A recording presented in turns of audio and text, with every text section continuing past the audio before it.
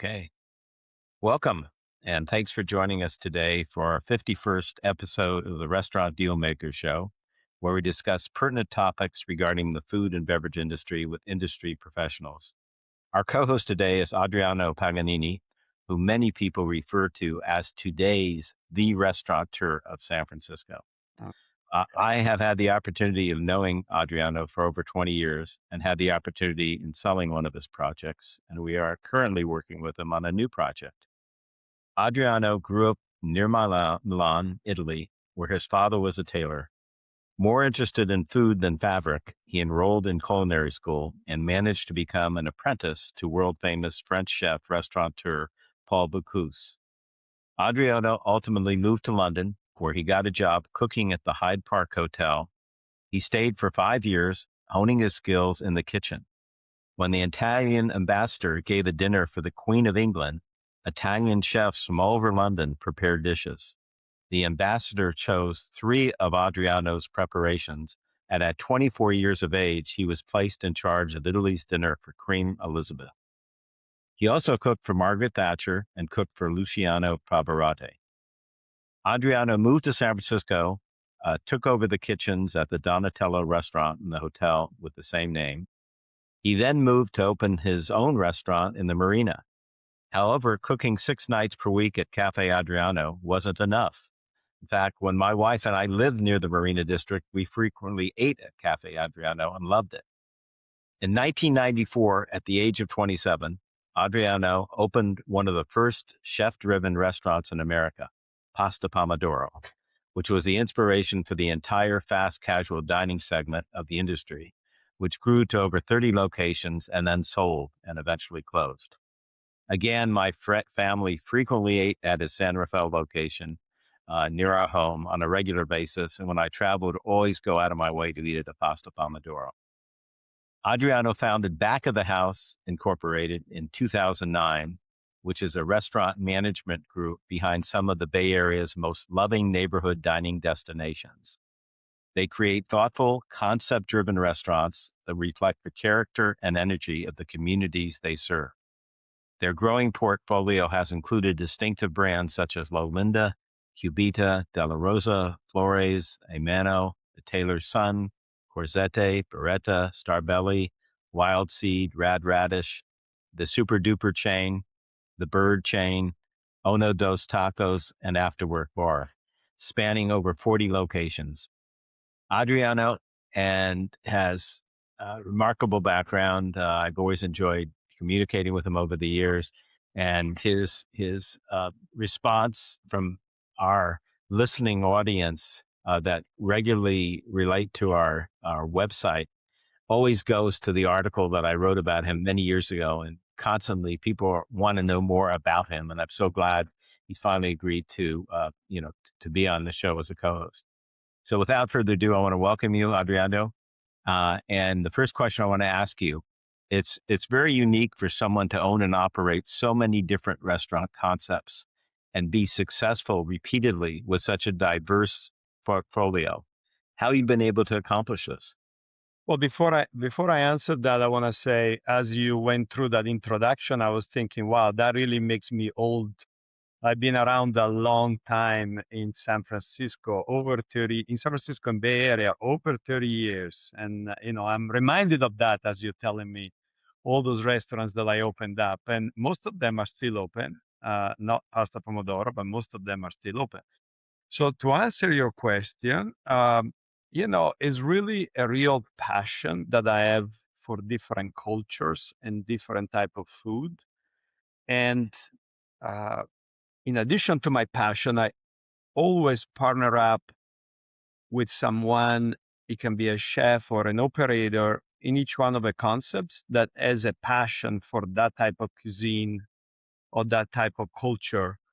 For example, for Flores, we have a partner named Luis Flores. That's where the name comes from, and it's from Guadalajara. And we traveled there together, and that's where my passion for Mexican food and Mexican culture grew. It became strong enough to then open up a restaurant, and then 4 restaurants with him.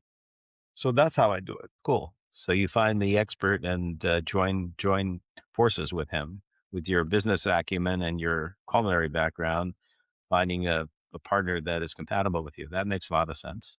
Yes, that's Yes, cool. that's how it's That's done. I mean, unless you have a real passion behind each one of the concepts, you cannot sustain them long term. And a lot of my restaurants are now aging, and they are, passing the 15 and almost to the 20-year mark.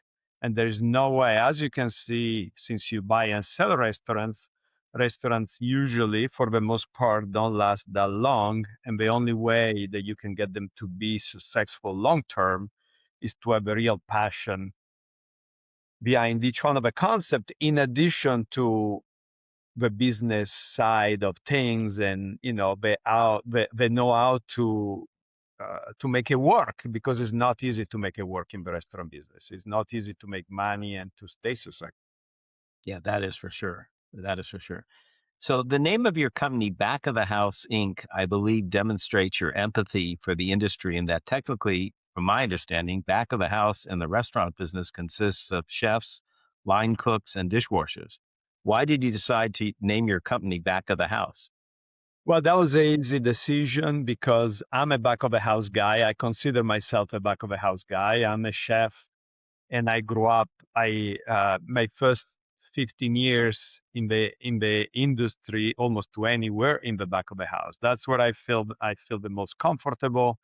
My original and most important business partner, Edmondo Sarti, which also happens to be Italian, is another chef. So we decided to name the company Back of the House, and several of our current business partners, equity partners, are chefs. And not just, we have front of the house people that are equity partners as well, but definitely there is a number of equity partners that are chefs. And so the name Back of the House was very natural for us, because that's where we started and that's where we feel the strongest. The product is where we always start. We have 13 different concepts, but we always start with a product. We always start by creating a product that we feel is exceptional before we open any restaurant. If you don't start there, it's unlikely that it's going to work long term. And on this Got it. case, even short term. Yes. Well, you said to defy the image of the chef, because from my experience of being in the restaurant business, I used to hear the old expression, a chef's a chef, a chef. Very rarely does a chef become a total successful all-round entrepreneur like yourself and some of your other associates. So you said to defy, I think, the traditional chef definition. Don't you agree?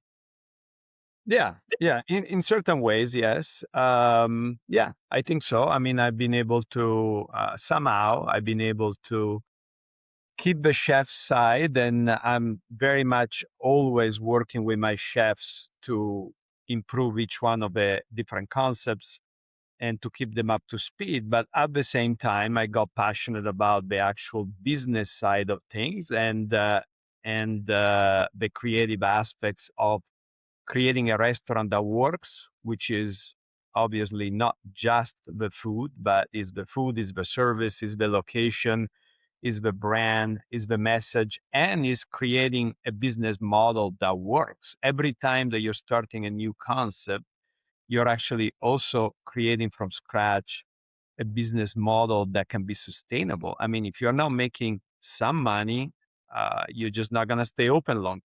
So that's the other important factor. And how do Yes. you do that? By compromise. You're going to always have to compromise, but how do you compromise in the right way? So then the product and the concept as retains its integrity. That's where the difficulty is, I think. One of the hardest Yes. thing to do. For sure. Well, you obviously have very high standards, and your your devotion to those standards and the continuity that has basically developed in your operations has obviously led to your success. So I give you a lot of you know Well, thank you, Steve. I appreciate bravos. that. That's yeah, that's really very unique. So Adriano, what is your favorite part of the hospitality business? Like I was talking about, at this point, definitely I like to be in the kitchen, and I like to be not necessarily, okay, let me take that back.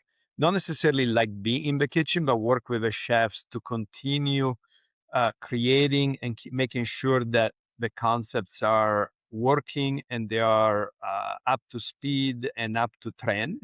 But I also like the hospitality side. I do like the restaurant in general because what's there not to like? You're making people feel happy. They are coming in and they want to relax after a difficult day of work, usually, and they want to have fun. So I enjoy that. I think that's great. Yeah, that's great. That's definitely uh, proven to, be a very successful formula for you. So, what event or events have been most challenging in your career, and how have you dealt with these challenges? Okay. Well, there have been a lot of challenges in in the 30 years that I've been in business. And probably if we were to ask most restaurateurs, they were going a lot of them would say COVID. So I'm not gonna say COVID. For me, is two of them. One is a personal one, and is when I was actually that's about 15 years ago when I was building Lolinda, and I was right in the middle of it. And I was basically working there as the GC, running the different trades because to save money, I was hiring the different trades, electrician, plumbers, designers separately. And at the same time, I had a really serious health issue, this health issue, which is, you see it, I have a missing finger right here. And that was skin cancer. Boy. So I had to deal with that, and that was very hard, but it went well. And after that was cut off, everything was fine. So that was one that I like to bring up because it was very hard and emotionally really draining, especially in the middle of this big opening.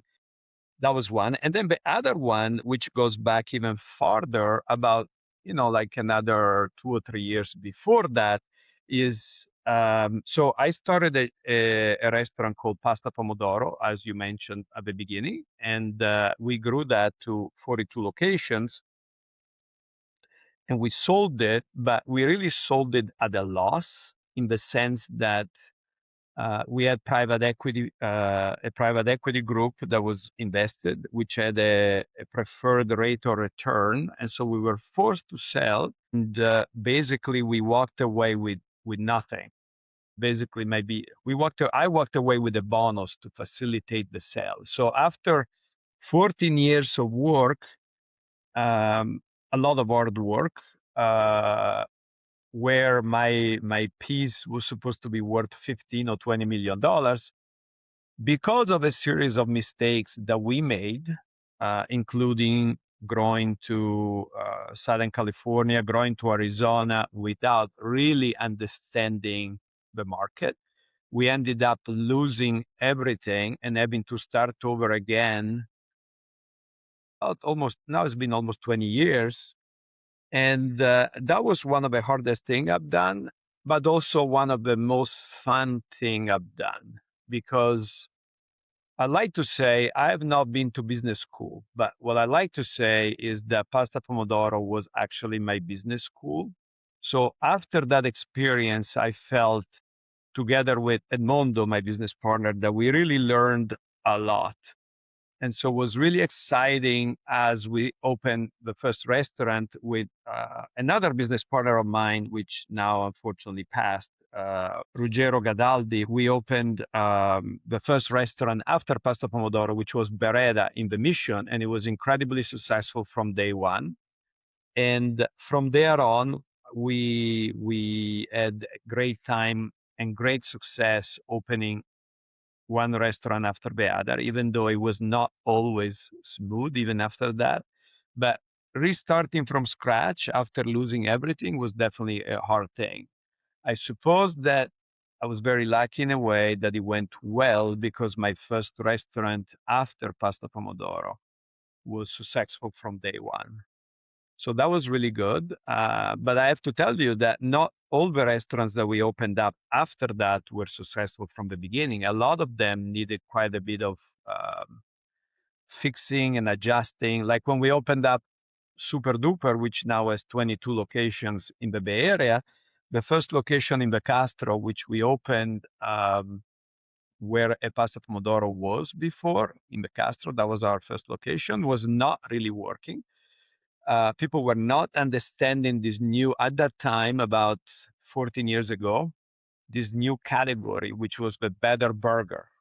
They were not really understanding that. And they were wondering why they should be paying more for a burger. What was this all about? So it took us a lot of fixing and retooling. And we really believed in the concept so much that we signed 2 more deals, one on Chestnut and one on Market Street downtown. And only once we opened those 2 restaurants and made some changes in both the product and the way we were explaining to people the quality, okay, the quality of the ingredients. We explained it to them in a bunch of different ways. Probably the most important one was to have ingredient boards at the restaurants, which showed that we were using the best ingredients, including organic Strauss soft serve ice cream and the beef. Only then it started to catch on and become successful. So the first 6 months in the Castro, almost a year, we actually lost money. But then people started to understand this new idea at that time, new idea, not so new anymore, of a better burger, and it caught on, and then it became very busy and very popular. And it's been popular and busy all the way to. Yes, that's a great concept. I love the chicken sandwich. It's my Yeah, favorite chicken yeah. sandwich anywhere. Yes, and a funny little story about the chicken sandwich. Those were the days where our current partner, Luis Flores, which is now is a Flores, he was actually at Super Duper, and he came up with that recipe with the chipotle sauce. And so, is again, we really have everyone collaborate, and we use everyone's zeal to get these restaurants to be successful in the product development and everything else. Yeah, it's a great concept. Because Pasta Pomodoro was so successful, did you ever consider reintroducing the concept? Well, I actually thought of that, and I did something to that effect during COVID. I did use the name Pasta Pomodoro because no one was using it at that time, and even now. And we had it for takeout, and everyone was saying how great it was gonna be, but it didn't exactly work. I don't know why. Maybe we didn't promote it correctly, or I don't know. I don't know exactly, but it didn't really work. Yeah, got it, got it. So, what are your strongest areas of expertise, and how do you use these strengths to overcome the major challenges of the day-to-day, business? Okay, let's see. So I think probably one of the I don't love to talk about myself that much, but you're asking me the direct questions. I think it's a combination in between the creativity and the business side. I I really like to create things, but I also love for restaurants and businesses to make sense and to be profitable and to be efficient. I love efficiency as much as I love the creative side. I really get excited about creating something that is really efficient and I know how to do it. And I also obviously am now working with a lot of people that know how to do that. It's not like I'm doing it by myself. I mean, we actually employ 1,800 people in the Bay Area. So we do have a lot of people that are helping and are doing these concepts or maintaining this concept, running these restaurants with me. But definitely that I would think is one of the strongest point. And in general, the ability to create concepts that have the right balance in between 3 things. You want your employees that are working with you to love or at least like working there. You want the guests to like it. You want them to come in and be really excited. Is the concept is great and is value, and then you want to be able to make money. Once you create a balance, which is a very difficult balance in between those 3, that's when it really works magically and usually continues to work for many years. And for the most part, I've been able to do that. And I often explain, you were talking about chefs. Well, it's important that we explain also to chefs, especially the young and new one, how important is to be creative. And I love that. I love the creativity. And also how important is to make money, because it's a business, and making money is freedom. I mean, you have freedom to pay people more. You have freedom to give them health insurance. You have freedom to go on vacation. You have freedom to do things. So that's why it's important to create businesses that are creative and exciting, but at the same time, they need to make. Absolutely. No, very well said. Very well said. So, as we know, especially if you talk to restaurateurs in different states, it's very apparent that it's very challenging to do, to be successful in the hospitality industry in California because of the current economic challenges we face today. Shortage of employees, the high operating costs of employees and products, occupancy costs, insurance, and other expenses. So realizing this, how do you maintain price value for your customer with the ever increasing operating costs of food, labor, insurance, utilities, occupancy costs, and other operating expenses? Because obviously, Yes. it's a challenge Gosh, for I don't know. I don't know. I don't want to answer that question. I don't want everyone else to know how I do it. No, I'm just kidding. It's hard to do. It's getting harder and harder to do. And so for us, because we are obviously paying for, and we're paying well for management to be running these restaurants, we cannot run these restaurants. I cannot run these restaurants myself. I need to have management. I need to have chefs and sous chefs. And so for us, it's really creating concepts that they really need to work. They really need to be successful. If we're not bringing in the volume, then it doesn't work. So it need to be really the right concepts. And what I'm noticing is that lately, seems like either you are going for a restaurant that is very special and really gets people excited to come in for a special occasion or for something special, and or you have something that is fast casual, and it could be quality fast casual, but it's simple and gives great product at a more value price. It seems like the business is splitting more and more into these two directions, and people are drinking less and even in some ways going out less. So we need to we have had to adjust for that. Used to be that um, the the drink and the liquor was the most profitable part of a business. Well, now it's not. So you need to be able to make it with food as well, not just with beverage and liquor. Yeah, why do you think that the liquor consumption is down with the newer generations? What do you think? Well, it seems like, I mean, everyone is talking about that. It seems like the newer generation are more into health. And, you go to the gym on a Monday and Tuesday and you can hardly walk in. And so it seems like people are adjusting to that and they are drinking less. It doesn't mean that they're not drinking, but they're drinking less on an everyday base. I also, I mean, I never drink too much, but I used to drink maybe a glass of wine every day, and now I also adjusted to that in some ways. I switched to more non-alcoholic beverages like non-alcoholic beer, for example. So it's important to have at the restaurant level more non-alcoholic choices, because a lot of people want to get that and they want to just, they just want to have a beverage, but they don't want to have the effect of alcohol, which we know now that is not necessarily all good for you. It's not. We don't know how bad it is, but it's not necessarily great. So it's still. I don't know. I'm not here to tell people if they should or shouldn't drink, obviously, but that's what we have heard more and more based on the recent studies, and so that's where people are adjusting to.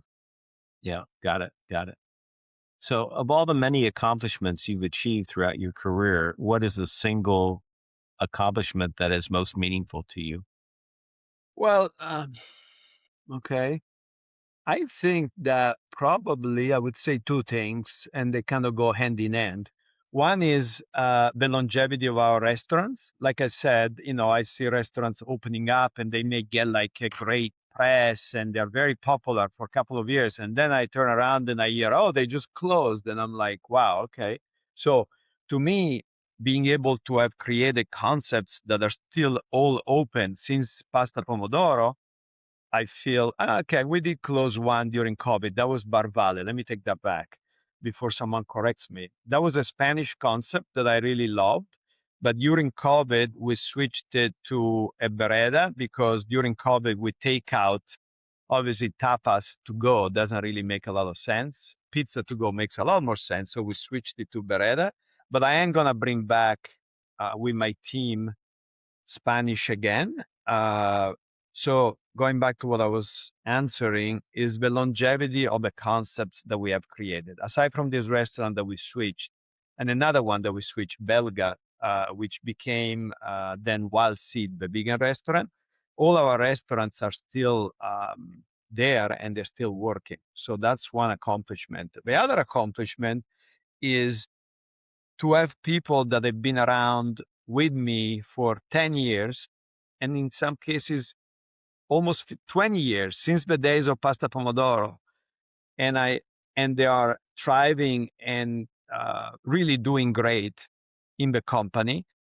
And that to me is a big accomplishment. It's something that makes me feel good always. And I have very close relationship with a lot of them.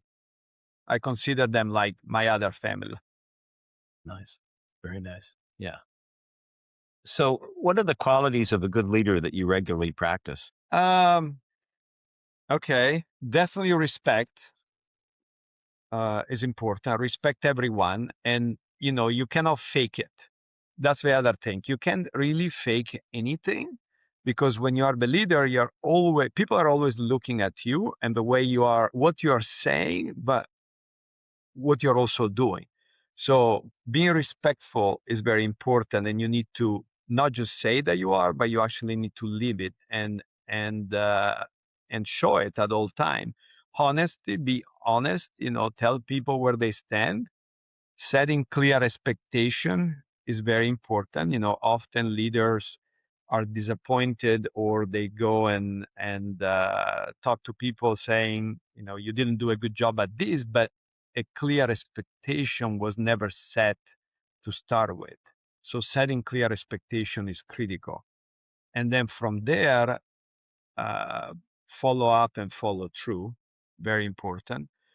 After you have set a very clear expectation, you need to hold people accountable in the right way and work with them to make sure that they can achieve what they set up to achieve.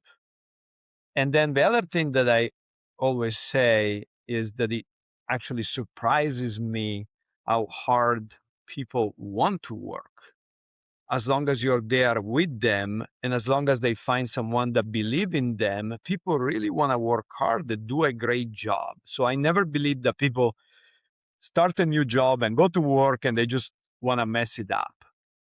Something went wrong there, and I always hold myself accountable to a certain extent when things don't work out and hold my team accountable because people really do want to work hard and do a good job for the most part. And that's almost surprising. 99% of people are want to do these and want to work hard. And then, you can see that when things are not going in the right direction for many reasons, it could be personal, it could be because we didn't set the right expectation, is because we let them be too soon, didn't set them up for success. It can be for all those reasons that it doesn't work out, but it's usually never because they didn't want to. I mean, everyone wants to do well at work, no matter how much money they make. That's not the main motivating factor at the end. Got it. That makes a lot of sense. So it sounds like you're a psychologist, a Okay. therapist, and everything, and a good business leader, and you know how to motivate people and how to give them the right direction and correction if necessary, and that's very admirable that you've developed all these skills. Obviously, it's come from all the experience that you've had, and you've got certainly a lot of empathy in dealing with people, having come up through the ranks. And that's very admirable. So obviously that's a formula that's equals success for you. And A lot of so, trial and error, Steve.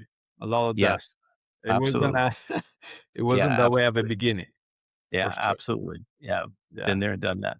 yeah. So Adriano, what are your future growth plans? We're always growing. Like we're opening up 3 to 5 restaurants a year. So right now I have a Super Duper Burgers opening up on Fillmore and Post in just a month. I have Hmm. another one in Union Square, and another one in the South Bay. And then I have two new concepts that I'm working on Chestnut. Well, no, one is not a new one. One is the Bird, and one is a new concept. I So see. the Bird, we're opening a new location on Chestnut, and then we're creating a new fast casual concept that is going to be also on Chestnut. I can't say much about it yet, but that's what I'm working on right now.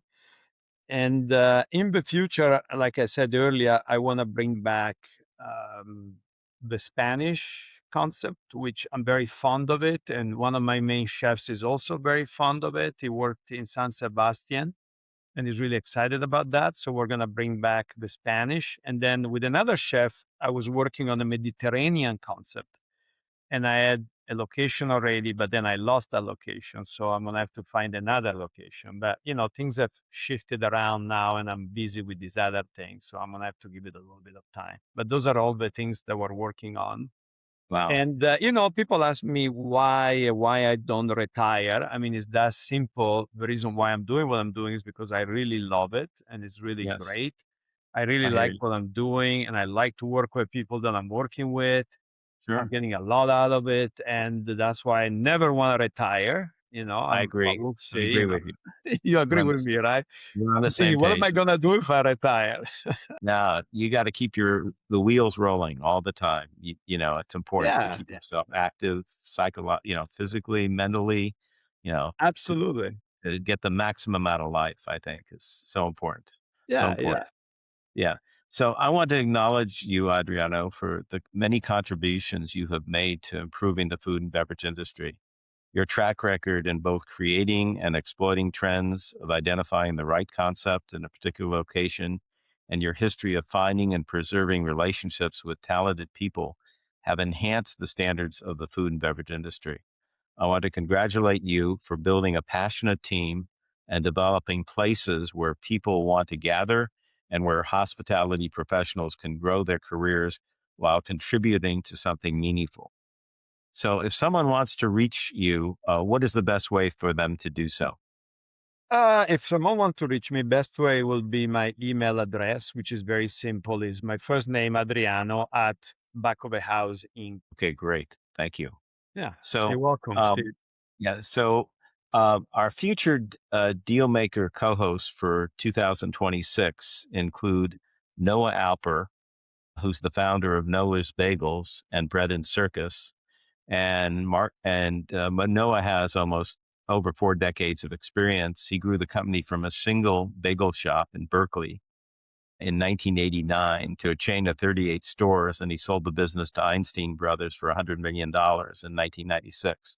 I'm sure I'm going to hear the same story about you, Adriano, sometime in the near future, but Well, actually, maybe it'll be 200 or 300 million. well, truthfully, the funny thing is, I don't necessarily want to sell my business because I'm doing just fine as is. So I'm not Sure. really interested in selling my No, business, to I know. tell I'm you the just truth. kidding.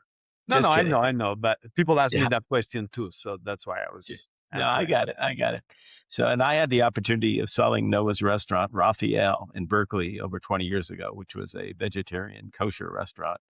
Uh, Another one of our deal maker co-hosts is Bob Freeman. And he was the co-founder of Victoria Station, railroad themed restaurants with a chain of over 100 restaurants, and the founder of California Cafe, another well-known chain. And Bob is currently the owner of the famous Buena Vista Cafe in San Francisco, which is the birthplace of Irish coffee in the United States. And Bob also owns the famous Trident building in Sausalito. Another co-host for this year will be Stacy Scott, who's been running a catering business called The Art of Good Taste for almost 40 years. Stacy's love of theater, people, and parties have led her to a career of dealing with high-profile clients such as Martha Stewart, Bruce Springsteen, President Barack Obama, David Beckham, and Paris Hilton.